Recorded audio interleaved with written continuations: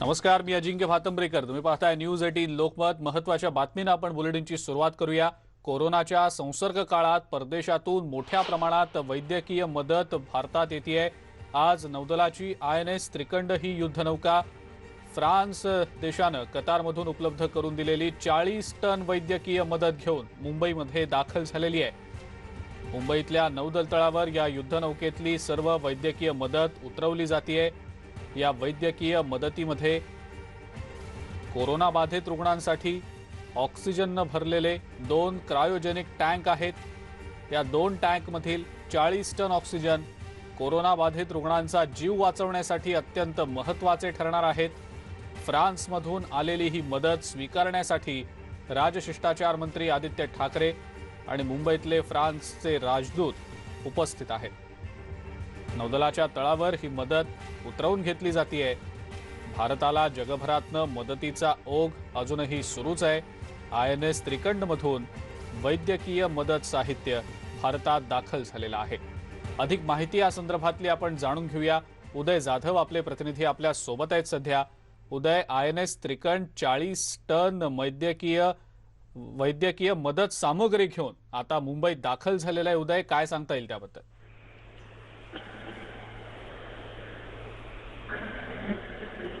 उदय, माझा आवाज येतोय आपल्यापर्यंत? जरा पुन्हा एकदा विचारा। उदय, INS त्रिकंड 40 टन वैद्यकीय मदत साहित्य घेऊन मुंबईतल्या नौदलाच्या तळावर दाखल झालेला आहे। काय सांगता येईल त्याबद्दल? आपण दृश्य पाहतोय की INS त्रिखंडवरनं जो एक 20 टनचा पहिला ऑक्सिजन क्रायोजेनिक टँक आहे तो उचलला गेलेला आहे एका मोठ्या ट्रेनच्या साहाय्याने। मोठ्या ट्रॉलरवरती ठेवण्यात येणार आहे आणि त्यानंतर हा ट्रॉलर तो पुण्याच्या दिशेला जाणार आहे। त्याचबरोबर दुसरा आणखीन एक 20 टनचा ऑक्सिजन लिक्विड टँक आहे तो उचलला जाणार आहे, तो मुंबई आणि परिसरामध्ये वितरित केला जाणार आहे। ही खूप मोठी मदत जी आहे फ्रान्स सरकारकडनं भारताला मिळालेली आहे।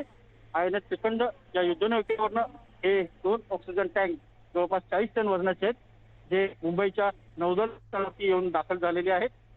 आणि थोड्याच वेळापूर्वी फ्रान्सचे मुंबईतील राजदूत आहेत, त्याचबरोबर राजशिष्टाचार मंत्री आदित्य ठाकरे आणि नौदलाचे वरिष्ठ अधिकारी यांच्या उपस्थितीमध्ये हा संपूर्ण जे टँक आहेत ते अधिकृतपणे भारताला सुपूर्द करण्यात आले आहेत। आणि आपण हे थेट लाईव्ह दृश्य पाहतो। 20 टन वजनाचा एअर लिक्विड टँक जो आहे त्याच्यामध्ये मोठ्या प्रमाणात ऑक्सिजन आहे, जवळपास 20 टन इतका ऑक्सिजन आहे आणि तो आता तिथे एका ट्रॉलरवरती लोड करण्यात येत आहे आणि त्यानंतर हा ट्रॉलर जो आहे तो पुण्याच्या दिशेला जाणार आहे। एक क्रायोजेनिक टँक आहे आणि या क्रायोजेनिक टँक मधून ऑक्सिजनची अजिबात गळती होत नाही, त्यामुळे क्रायोजेनिक टँकची खूप मोठी मागणी जी आहे ती सातत्याने होत आहे। आणि क्रायोजेनिक टँक जे आहेत फ्रान्स सरकारने भारताला पुरवलेले आहेत आणि ही एक मोठी मदत जी आहे फ्रान्सकडनं भारताला मिळालेली आहे। आणि भारतामध्ये सध्या कोविड पॉझिटिव्ह रुग्ण जे आहेत मोठ्या संख्येने वाढत चाललेले आहेत, त्यांना मोठ्या प्रमाणात ऑक्सिजनची देखील गरज भासत आहे। आणि अशा परिस्थितीमध्ये या कोविड रुग्णांना वाचवण्यासाठी हे ऑक्सिजन टँक जे आहेत ते खूप मोठी मदत जी आहे ते ठरणार आहेत। उदय, देशातला भारताला परदेशातून वेगवेगळ्या देशांमधनं सातत्यानं गेल्या काही दिवसांपासून मदत पुरवली जातेय। ऑक्सिजनचे टँकर असतील, कॉन्सन्ट्रेटर असतील किंवा इतर जी वैद्यकीय सामग्री असेल ती हवाई मार्गाने किंवा जलमार्गाने भारतामध्ये पोहोचवली जातेय। उदय, त्याचाच हा एक भाग फ्रान्सने आता ही मदत पाठवली आहे। उदय, सगळ्याबद्दल सविस्तर काय सांगता येईल? आपण पाहतो की गेल्या महिनाभरापासून संपूर्ण जगभरातून भारताला खूप मोठी मदत जी आहे वैद्यकीय मदत आहे ती दिली जात आहे। विविध देशांकडून ही मदत जी आहे ती भारताकडे सातत्याने येत आहे। मग ती हवाई मार्ग असेल किंवा जलमार्गाने असेल मोठ्या प्रमाणात दिली जात आहे।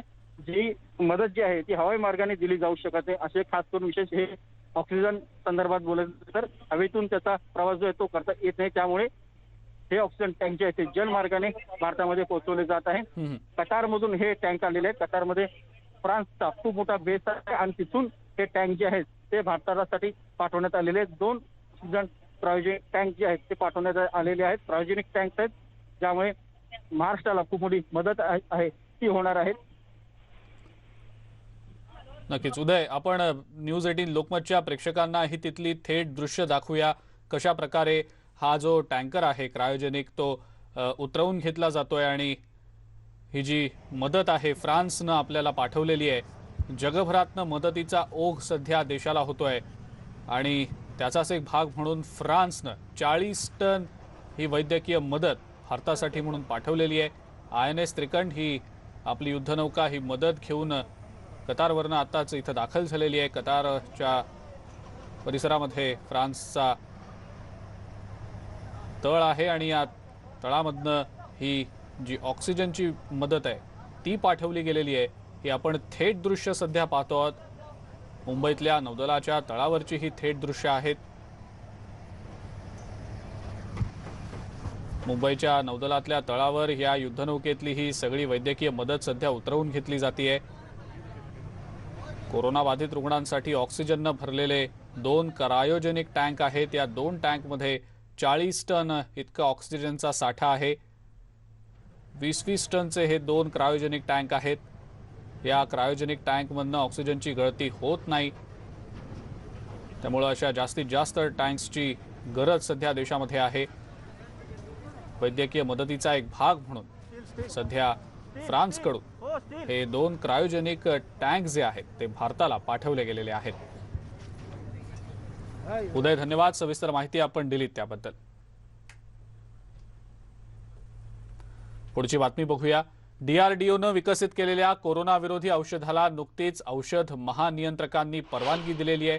आता दुसरी चांगली बातमी आली असून हे औषध मंगळवारपासून म्हणजेच 11 मे पासून उपलब्ध होईल अशी माहिती DRDOचे अध्यक्ष G सतीश रेड्डी यांनी दिलेली आहे. DRDOनं भारतीय संरक्षण क्षेत्रामध्ये अनेक नेत्रदीपक अशा उपलब्धी प्राप्त केलेल्या आहेत. कोरोना विरोधी लढ्यातही DRDOनं तेजस लढाऊ विमानांपासून ऑक्सिजन निर्मिती करून दाखवलेली आहे. त्याचा अवलंबही देशात सुरू झालाय. आता कोरोना विरोधी औषध सुद्धा 2DG या नावानं निर्माण केलं जात आहे. औषधामुळे कोरोना रुग्ण लवकर बरे होतात, तसंच त्यांना बाहेरून द्याव्या लागणाऱ्या ऑक्सिजनचं प्रमाण खूपच कमी होतं असा दावा DRDOनं केलाय. रविवारी DRDOचे अध्यक्ष G सतीश रेड्डी यांनी हे औषध 11 मे पासून बाजारात उपलब्ध होण्यास सुरुवात होईल असं सांगितलंय. सुरुवातीला या औषधाचे 10,000 डोस बाजारात येऊ शकतात. डॉक्टरांच्या सल्ल्यानुसारच रुग्णांनी हे औषध घ्यावं असंही रेड्डी यांनी सांगितलेलं आहे.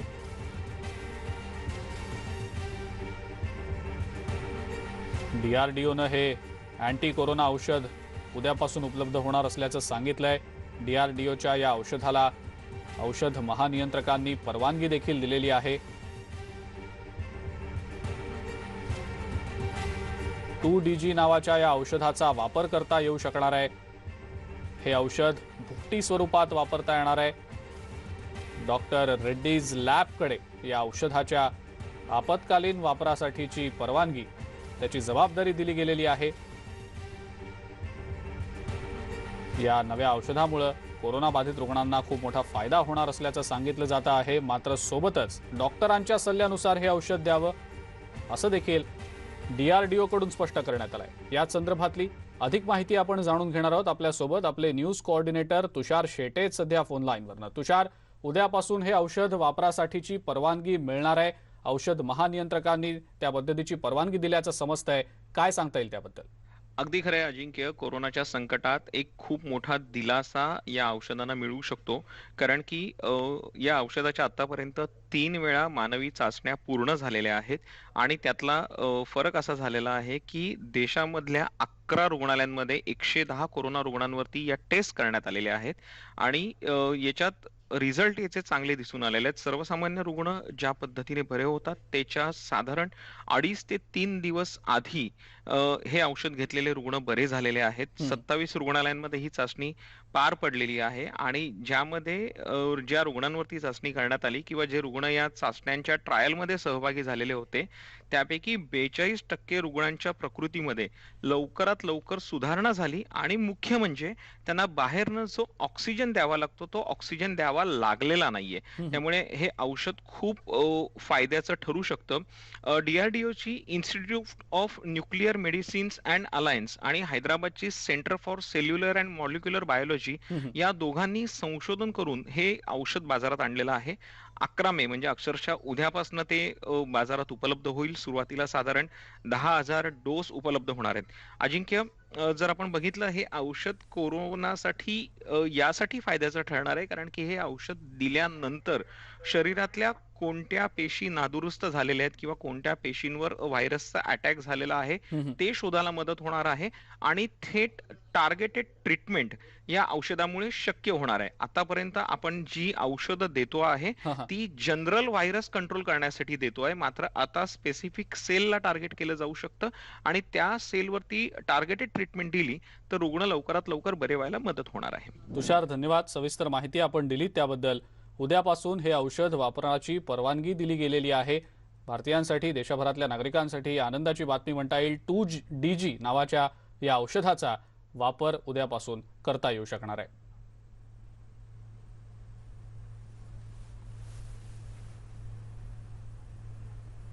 सामान्य माणसाची लूट होऊ देता कामा नये.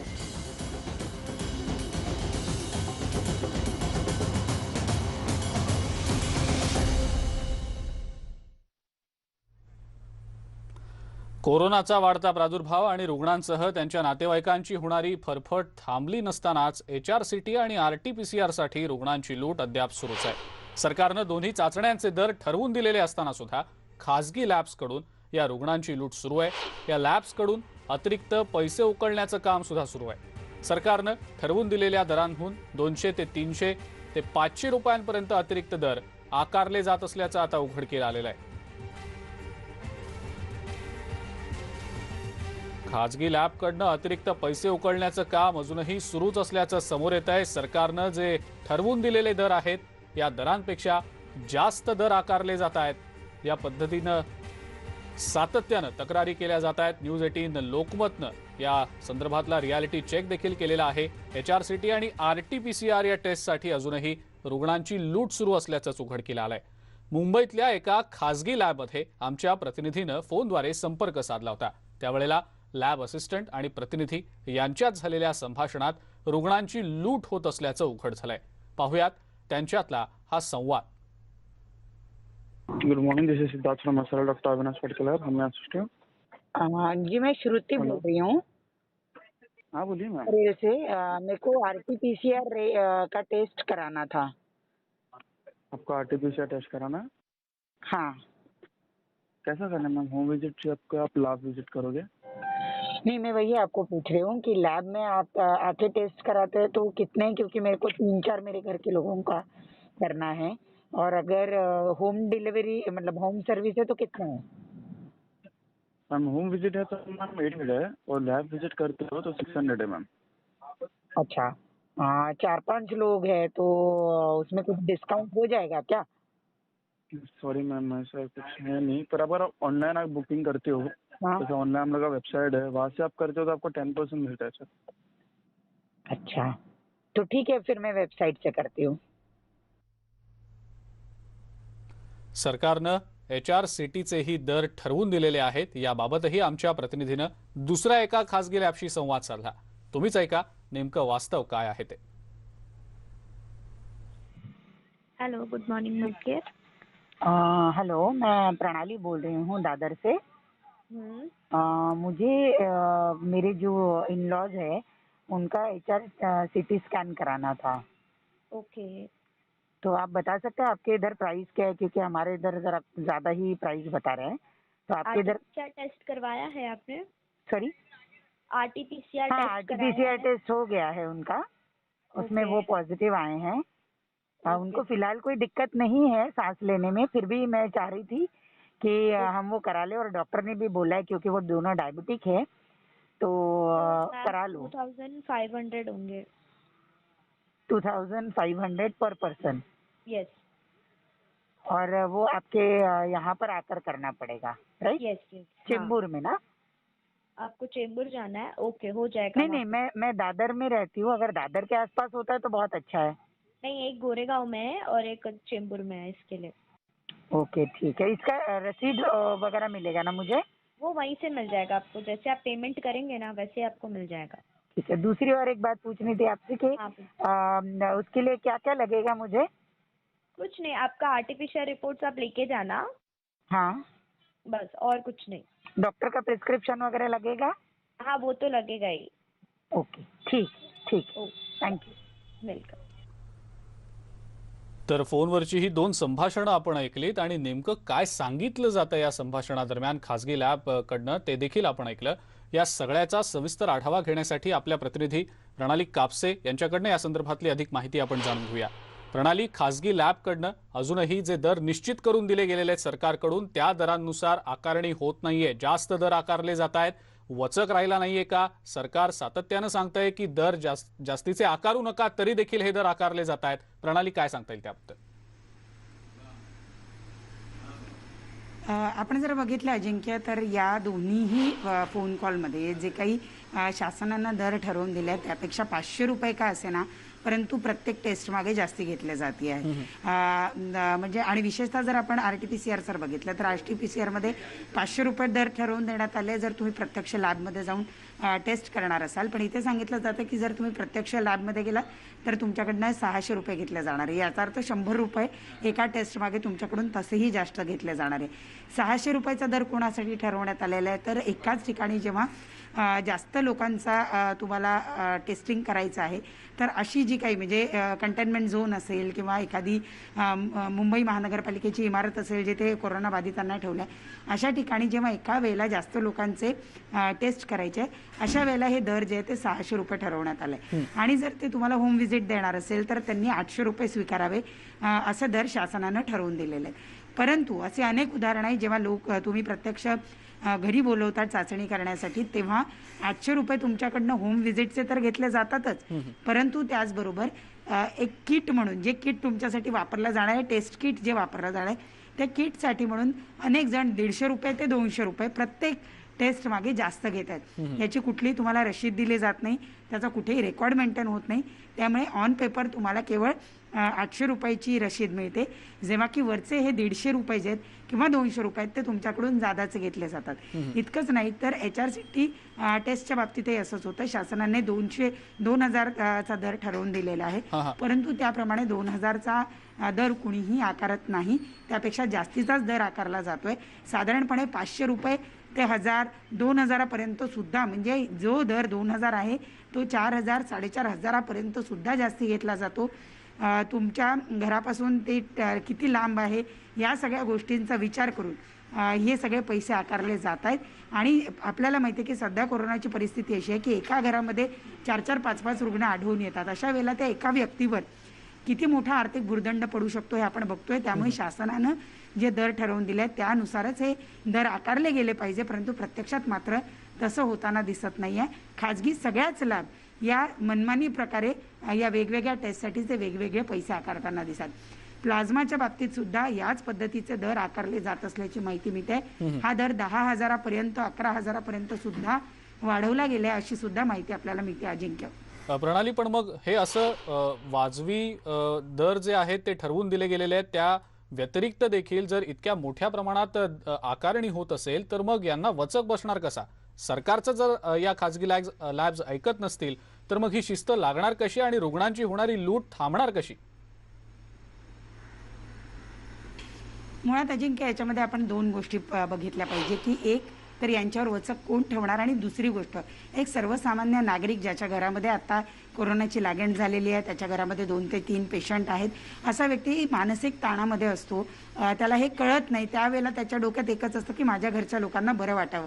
त्यामुळे त्याच्याकडून जी ही आर्थिक लूट केली जाते या आर्थिक लुटीबद्दल तो कुठेही तक्रार करण्याच्या भानगडीत पडत नाही किंवा तक्रार पोहोचवत नाही आणि त्याच्यामुळे ही लूट गेले कित्येक महिने चालू आहे पण ती तशीच चालू आहे कारण लोक जे आहेत ती आपल्या तक्रारी यंत्रणेपर्यंत शासनापर्यंत पोहोचवत नाही। दुसरी गोष्ट की शासनानं जरी वेळोवेळी हे दर बदललेले आहेत ते हे बदललेले दर जे आहेत त्याची अंमलबजावणी होते किंवा नाही याची पाहणी केली गेली पाहिजे, जी पाहणी योग्यरित्या होत नाही असं दिसत आहे.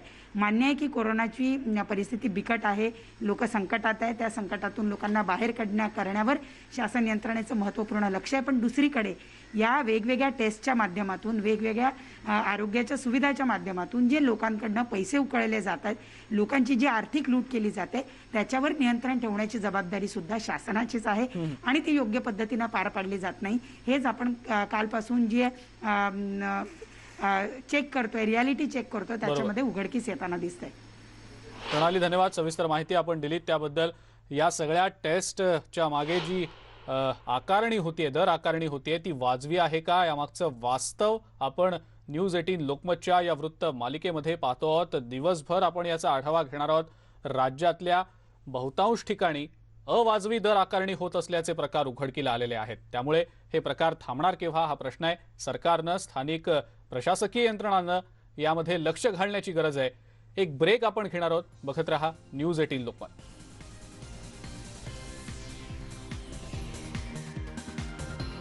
कामा नये.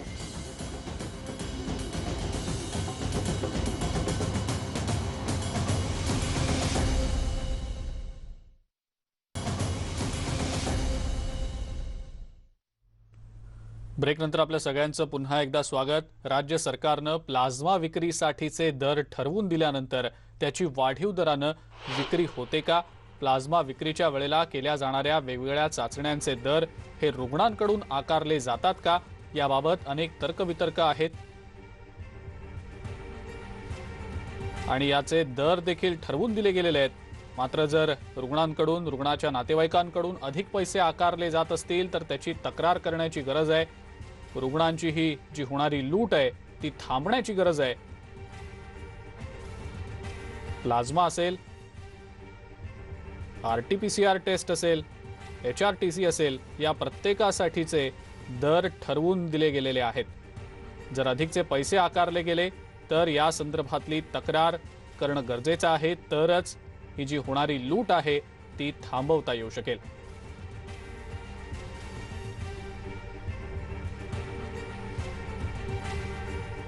5,500 रुपये इतका दर प्लाझ्मासाठीचा ठरवून दिला गेलेला आहे.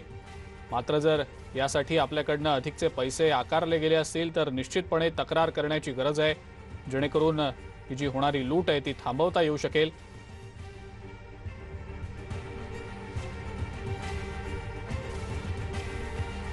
राज्य सरकारनं प्लाझ्मा विक्रीसाठीचे दर ठरवून दिलेले आहेत खरं तर. मात्र ठरवून दिलेल्या दरांहून जास्त पैसे जर आपल्याकडनं घेतले जात असतील तर याची निश्चितपणे तक्रार करणं गरजेचं आहे, जेणेकरून होणारी ही जी लूट आहे ती थांबवता येऊ शकेल.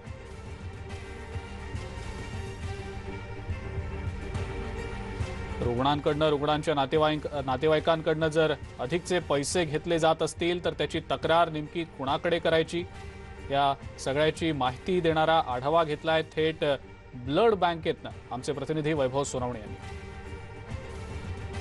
पुण्यातल्या 49 लॅब्समधून प्लाझ्मा जो आहे तो वितरित केला जातो. सध्याच्या कोविडच्या काळामध्ये प्लाझ्माची मोठी मागणी असते रुग्ण बरे होण्यासाठी आणि त्याचा तुटवडा सुद्धा मोठ्या प्रमाणावरती होत असतो. त्यामुळे सातत्यानं रक्तदान करण्याची, प्लाझ्मा दान करण्याची मागणी जी आहे किंवा आवाहन जे ते केलं जातं. इंडियन सिरोलॉजिकल इन्स्टिट्यूटच्या लॅबमध्ये आम्ही आता आहोत.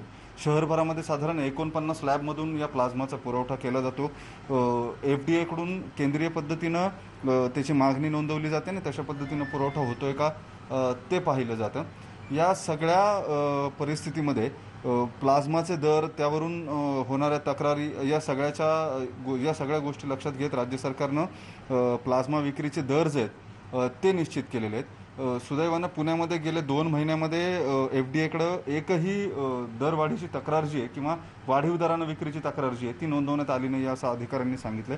आपल्यासोबत या इंडियन सिरोलॉजिकल इन्स्टिट्यूटच्या प्रीथा मॅडम आहेत, त्यांना आपण विचारूया दरांमध्ये नेमकी काय गंमत आहे. राज्य सरकारनं 5,500 रुपये ठरवून दिले. साधारण 6,000 ते 6,200 रुपयांपर्यंतची विक्री केली जाते प्लाझ्मा बॅगची. व्हेरिएबल्स नेमके किती आहेत, कुठल्या टेस्ट तुम्ही करता आणि किती पैसे त्याच्यासाठी आकारता, ज्या टेस्ट केल्या जातात त्याचे रिपोर्ट तुम्ही प्लाझ्मा बॅगसोबत जे रुग्णांचे नातेवाईक किंवा खरेदी करायला येणाऱ्यांना देता का? हां, नमस्कार. सरकारने ठरवलेलं 5,500 अशी किंमत आहे. आम्ही त्याच्यामध्ये TTD टेस्टिंग सगळं करतो, म्हणजे HIV, HBsAg, HCV, malarial parasite, syphilis हे सगळं टेस्ट करतो. प्लस त्या डोनरचे जे CBC काउंट वगैरे आहे ते पण आम्ही आमच्याकडेच करतो. फक्त याच्यामध्ये एक्स्ट्रा खर्च जे आम्हाला येतो ते अँटीबॉडी टेस्टचा असतो, जे आम्ही ब्लड बँकेच्या आत नाही करत, आम्ही बाहेर पाठवतो. धांडे पॅथलॅबला पाठवतो, ज्यांच्याबरोबर आमचं टायअप आहे, किंवा दुसरे पण काही लॅब्स आहेत. तर त्यांच्याकडे एक 500 रुपीज अँटीबॉडी आणि प्रोटीनचे चार्जेस आहेत, जे जर ते आम्हीच बेअर करतो, किंवा काही NGOज आहेत ते आम्हाला डोनेट करतात, किंवा ते त्यांचे खर्च बेअर करतात. पण आम्ही ते पेशंटच्या नातेवाईकांना, पेशंटला नाही चार्ज करत. बरं, ज्या आणखी टेस्ट आहेत त्याच्यासाठी साधारण 1,000-1,200 रुपये जो खर्च येतो तो आपण कुणाकडून घेतो? रुग्णाच्या नातेवाईकांकडूनच घेतो का? आणि महत्त्वाचं म्हणजे या ज्या टेस्ट करतो आपण, याचे काही रिपोर्ट्स आपण त्यांना देतो का? हां, जे डोनर असतात त्यांचे जे आपण अँटीबॉडी किंवा प्रोटीन टेस्ट करतो ते आम्ही त्यांना प्रिंटेड रिपोर्ट्स त्यांना देतो, किंवा त्याचं सॉफ्ट कॉपी पण देतो. TTD टेस्टिंगचा त्यांना रिपोर्ट हवा असेल तर तेही आम्ही प्रिंट करून देतो. पण बॅगेबरोबर ॲज सच आम्ही काही वेगळा अजून एक्स्ट्रा रिपोर्ट देत नाही, फक्त क्रॉसमॅच रिपोर्ट देतो. बरं, आणखी एक महत्त्वाचा प्रश्न तुम्हाला. एक तक्रार सातत्याने येतं की अनेक लॅब्सकडून या टेस्ट केल्या गेल्या नाही तरी त्याचे पैसे आकारले जातात आणि रुग्णांच्या नातेवाईकांकडून ते घेतले जातात. तर तशा काही माल प्रॅक्टिसेस होतात का खरंच या अशा पद्धतीने? आणि दुसरा आणखी एक महत्त्वाचा प्रश्न, तुम्ही लॅब चालक म्हणून आम्ही FDAच्या अधिकाऱ्यांशी बोलताना त्यांचं असं म्हणणं होतं की अनेकांना हे परवडत नसल्यामुळं त्यांनी प्लाझ्मामध्ये काम करणंच बंद केलं. तर यात किती तथ्य, आणि तुम्हाला व्यावसायिक स्तरावरती या इतक्या दरामध्ये हे करणं परवडतं का? हां, ॲक्च्युली खरं सांगायचं तर सगळं FDAने एकदम कट टू कट मार्जिन ठेवलेलं आहे. आमची लॅब अराऊंड 38 इयर्स ओल्ड आहे. तर आम्ही हे सेवा म्हणूनच हे करतो.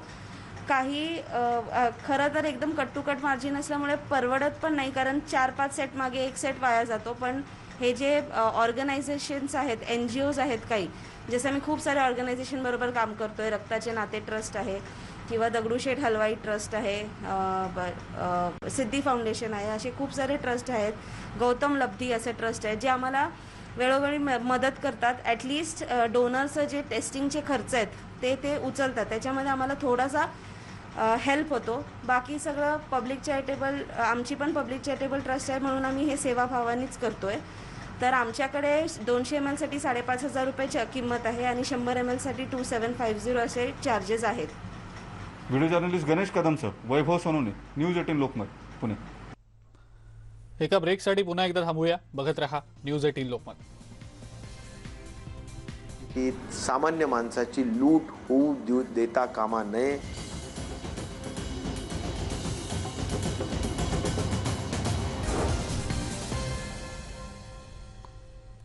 ब्रेकनंतर आपल्या सगळ्यांचं पुन्हा एकदा स्वागत. एक ब्रेकिंग न्यूज आता आपण बघणार आहोत. भुसावळच्या मार्केटमध्ये नागरिकांची मोठ्या प्रमाणात गर्दी झाल्याची दृश्य बघायला मिळालेली आहेत. लिलावाच्या वेळी नागरिकांनी तुफान गर्दी केलेली आहे. भुसावळमध्ये कोरोना प्रतिबंधक नियमांचं सर्रासपणे उल्लंघन होताना दिसतंय. लोकांना कोरोनाच्या नियमांचा विसर पडलाय की काय, हेच या दृश्यांना बघितल्यावर म्हणावं लागेल.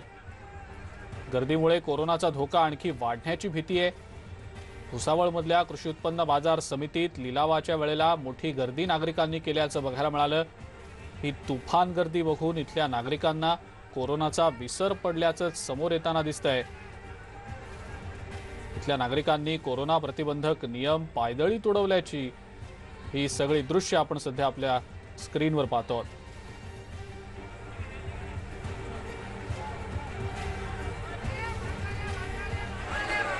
धक्कादायक अशी ही दृश्य म्हणावी लागतील. सोशल डिस्टन्सिंगचा पुरता फज्जा उडालेला आहे. अनेकांनी मास्क देखील घातलेले नाहीत की काय असंच वाटतंय.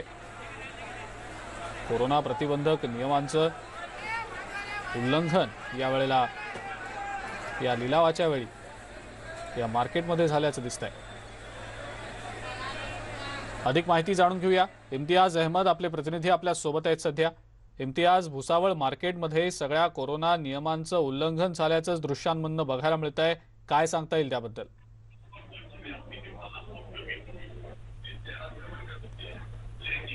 इम्तियाज, माझा आवाज येतोय आपल्यापर्यंत? हो सर, हो येत. सर अजिंक्य सर, जळगाव जिल्ह्यामध्ये कृषी उत्पन्न बाजार समितीमध्ये दररोज सकाळी 5 वाजेपासून तर 9 वाजेपर्यंत भाजीपाला व फळाचा निलाव होत असतो. परंतु इथे 150हून व्यापारी हे अधिकृत नोंदणीवाले आहे आणि आरसे या ठिकाणी सोशल डिस्टन्सिंगचा फज्जा उडताना आपल्याला दिसत आहे. इथे कोणत्याही प्रकारचे नियमाचं पालन होताना आपल्याला इथे दिसत नाहीये. आणि दुसरीकडे जळगाव जिल्ह्यामध्ये कोरोनाची संख्या ही वाढत असल्याने इथे जे नियम लागू करण्यात आलेले आहेत हे नियमाचं कोणतेही पालन होताना आपल्याला दिसत नाहीये. दुसरीकडे जे छोटे व्यापारी असो की दुकानदार असो यांच्यासाठी कोरोना चाचणी ही बंधनकारक आहे आणि त्यांनी कोरोना नेगेटिव्ह चाचणीचं प्रमाणपत्र आपल्या समोर लावा दुकानाचे. परंतु इथे कोणत्याही प्रकारचे कोरोनाच्या चाचणीचे यांच्याकडे प्रमाणपत्र नाही.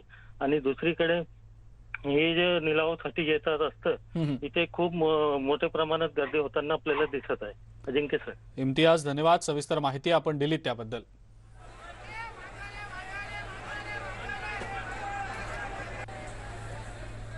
वेळ झाली आणखीन एका ब्रेकची. बघत रहा न्यूज 18 लोकमत.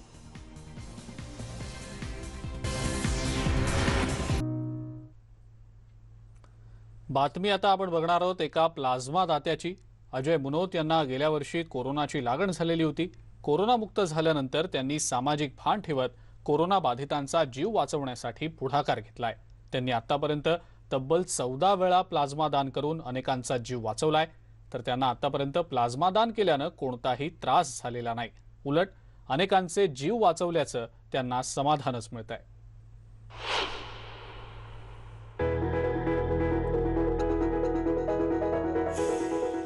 प्लाझ्मा दान करणारे हे आहेत अजय मुनोत. त्यांनी 1-2दा नाही तर तब्बल 14 वेळा प्लाझ्मा दान केलाय. एकदा प्लाझ्मा दान केल्यानंतर 3 रुग्णांचे प्राण वाचतात. त्यामुळे 14 वेळा प्लाझ्मा दान करून अजय यांनी अनेक कोरोना रुग्णांना जीवदान दिलंय. त्यांच्या प्लाझ्मा दानाची इंडिया बुक ऑफ रेकॉर्डने देखील दखल घेतलीये. 14 वेळा प्लाझ्मा दान केला आहे. प्लाझ्मा दान ही अतिशय सोपी प्रक्रिया आहे. याच्यातनं तुमच्या शरीरातनं रक्त काढलं जातं, ते मशीनमध्ये जातं, तिथे प्लाझ्मा सेपरेट होतो आणि रक्त परत तुमच्या शरीरात सोडलं जातं. म्हणजे प्लाझ्मा दानात फक्त प्लाझ्माच घेतात, म्हणून त्याची रिकव्हरीसुद्धा लगेच होते आणि 14 दिवसांनी तुम्ही परत प्लाझ्मा दान करू शकता. रक्तदानात 3 महिने लागतात, हे आपण 14 दिवसात परत करू शकतो. म्हणून मी वारंवार केलं. पुण्यातील अनेक रुग्णांना त्यांनी प्लाझ्मा दान केलाय. तर इतक्या वेळा प्लाझ्मा दान करून देखील अद्याप अजय यांना कोणताही त्रास झालेला नाहीये. त्यामुळे न घाबरता लोकांनी पुढे येऊन प्लाझ्मा दान करावं असं आवाहन अजय मुनोत यांनी केलंय. ज्यांना ज्यांना शक्य आहे त्यांनी नक्की प्लाझ्मा दान करा. काही घाबरू नका. याने काही अपाय होत नाही, काही त्रास होत नाही, विकनेस येत नाही, काही नाही. उलट मी सतत प्लाझ्मा दान करत राहिल्याने माझ्या अँटीबॉडीज, हा ऑलमोस्ट आता 10वा महिना आहे, माझ्या अँटीबॉडीज अजूनही टिकून आहेत. मी अजूनही पुढे करणार आहे. एकदा प्लाझ्मा दान केल्यानंतर 14 दिवसांनी पुन्हा प्लाझ्मा देता येतो. जास्तीत जास्त लोकांनी पुढे येऊन प्लाझ्मा दान करावा यासाठी त्यांनी कविताही केलीये. आहे ती व्यक्ती महान जी करते प्लाझ्मा दान. वाचवू शकतात 3 प्राण, आहे हे पुण्याचं काम. लोक देतील मान सन्मान, गर्व करेल तुमच्यावर खानदान. पुण्याहून वैभव सोनवणेसह bureau report, news 18 Lokmat. Network 18 प्रत्येक भारतीयाला कोविड-19ची लस मिळेल याची खात्री करण्यास मदत करू इच्छिते. तसंच लसीकरण जागरूकता वाढवण्यासाठी फेडरल बँक आणि नेटवर्क 18 संयुक्त विद्यमानं राबवत असलेल्या संजीवनी अ शॉट ऑफ लाईफ या उपक्रमाचं समर्थन करा, जेणेकरून लसीकरणाबाबतची जागरूकता देखील वाढेल. अधिक माहितीसाठी हेल्थ एक्सपर्ट अपोलो 24/7 किंवा लॉग ऑन टू moneycontrol.com/संजीवनीवर संपर्क करा. जाता जाता महत्त्वाचं आवाहन, कळकळीची विनंती, कोरोनाचा प्रादुर्भाव नियंत्रणात आणायचा असेल तर कोरोना प्रतिबंधक नियमांचं काटेकोरपणे पालन करणं गरजेचं आहे. सर्वात महत्त्वाचं आहे ते म्हणजे मास्क लावणं. मास्क लावा, सुरक्षित रहा, बघत रहा न्यूज 18 लोकमत.